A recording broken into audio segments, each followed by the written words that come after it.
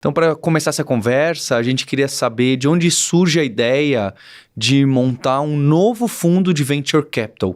Quando que nasce isso, quando que é colocado em prática e um pouquinho da tese, que no segundo round a gente vai entrar em mais detalhes da tese, como que você enxerga, como que você analisa. Mas queria entender justo essa vontade, já sei, vou investir em startups, né? Que parece que todo mundo quer, mas acho que ninguém quer, na verdade. E aí, como que é? Bom, primeiro, obrigado aí pelo convite, Dantas, Paulo. Prazer estar aqui. Surgiu meio aleatoriamente, pra ser bem sincero. Eu fui bastante tempo empreendedor e depois que a gente vendeu a segunda empresa, eu estava ajudando algumas startups em finanças, maior parte do tempo, mas assim, super part-time, em diversas startups ao mesmo tempo. E através de um amigo meu com quem eu corro, ele me conectou com os sócios da Equitas, que originalmente é uma gestora de public equities. E ele falou, Manzano, você... Literalmente durante uma corrida isso aconteceu. Correndo de fato mesmo? Correndo de fato. A gente corre junto há muitos anos. É um amigo muito próximo. E ele falou, Manzano, você já pensou em ser investidor de VC? Porque você já montou empresa, já levantou capital, já vendeu empresa, conhece as pessoas desse mundo. E eu falei, pô, nunca pensei, mas acho que há alguns anos já eu tenho como princípio fundamental assim, de trabalho, a coisa mais importante para mim é com quem eu trabalho. Aí eu falei para ele, para esse amigo, eu falei, as pessoas são legais, você conhece bem? Ele falou, pô, conheço super bem, são super legais. E aí eu fui bater papo e me dei super bem com o pessoal da Equitas, com os sócios da Equitas, e a gente começou em 2020, no meio da pandemia. Caramba, no meio da pandemia? No meio da pandemia. Eu lembro que quando a gente se conheceu ao vivo lá, o escritório estava fechado, a gente abriu só pra gente se conhecer ao vivo mesmo. E a gente começou a Equitas VC, que é uma operação com equipe própria, com fundo próprio, né? Mas a gente divide escritório e é muito próximo dos sócios da Equitas. E a tese, falando rapidamente dela, é uma tese de investir em startups em estágio inicial, com modelos de negócio que a gente chama de asset light, então é bem agnóstico em relação a segmento de atuação, mas assim, a gente tem uma certa disciplina de evitar o asset heavy. Muito pelo meu histórico como empreendedor, que eu passei bastante tempo no asset heavy, eu acho mais difícil do que o asset light. E numa postura de tentar ser hands-on em algumas áreas, a gente foi ao longo dos anos aprendendo, assim, aonde que faz mais sentido ajudar e aonde não faz sentido ajudar, e tentando ancorar também muito nas coisas que a gente tem uma clareza que dão errado, sabe? Aquela coisa, você não sabe o que vai dar certo, mas você sabe que algumas coisas deram errado, já tem um pouco de experiência no que não funcionou, e a gente tenta dividir isso com os founders numa proximidade que eu acho que hoje a gente está com um equilíbrio legal, assim, de contato e de interação. Então é uma postura mais de sócio do que só de investidor, alocador de capital. A gente tem essa pegada mais hands-on, acho que é um pouco do DNA da equipe, a gente gosta, a gente acredita que esse é o jeito de gerar mais valor. Acho que é legal falar do asset heavy e o asset light.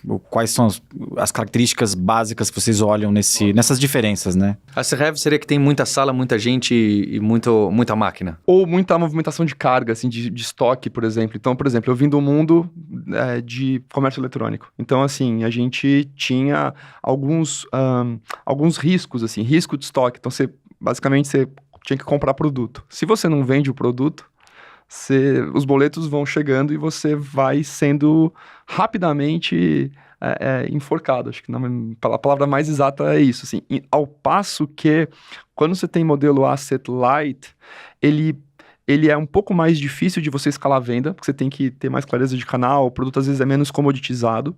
No entanto, você tem, basicamente, geralmente nas empresas asset light, o maior custo da empresa é gente. Né? Então, o jeito que a gente olha, assim, empresas que são asset light, são empresas com... A turma lá, o resto da turma, a gente tem um lado bem finanças, a gente gosta de olhar, entender um pouco os números e como se comporta a DRE, o fluxo de caixa das empresas, mas, assim, sem querer ser muito técnico, empresas com margem bruta acima de 70% a 75%, e especialmente um número que a gente olha muito é a margem de contribuição, que a gente tenta ter investimentos em empresas que conseguem rodar com margem de contribuição de 30%, Já ou mais. desde o começo, não esperar para ver. A gente gosta muito do fundamento desde o começo, porque a gente acha que é um pouco a nossa cabeça, assim, a gente é menos num play foguete não tem ré, é menos um play strike ou canaleta, a gente gosta da coisa paulatina da construção do negócio, e geralmente esses businesses, eles crescem, eles nascem já com unit economics bastante fortes, né? E margem de contribuição, só para dar clareza, é basicamente a receita líquida menos os custos e as despesas variáveis, e esse número, ele te dá uma ideia de quanto que de dinheiro sobra para você cobrir os custos fixos da empresa.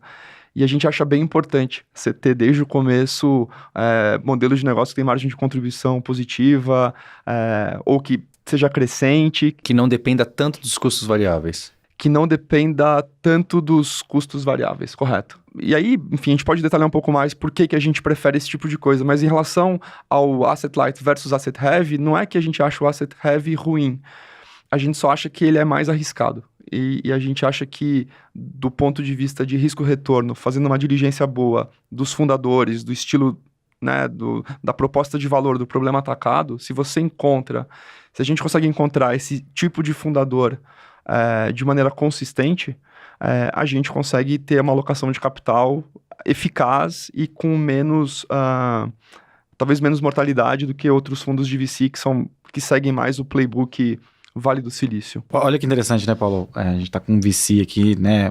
A gente conhece o Felipe há algum tempo, mas hoje, 2023, é uma coisa muito importante falar sobre margem de contribuição, falar sobre receita bruta, margem, né? Historicamente, os VCs pensavam muito em crescimento, né? Em tomar o mercado, né? Pensando que essas margens apareceriam em algum momento. E você está dizendo, então, que você prefere um mercado muito bom, um mercado muito bom, muito mais fácil de lidar, por exemplo, com desafios de custos e de margem, do que um fundador, um super fundador, num mercado mais difícil. A gente pode dizer isso? Pode.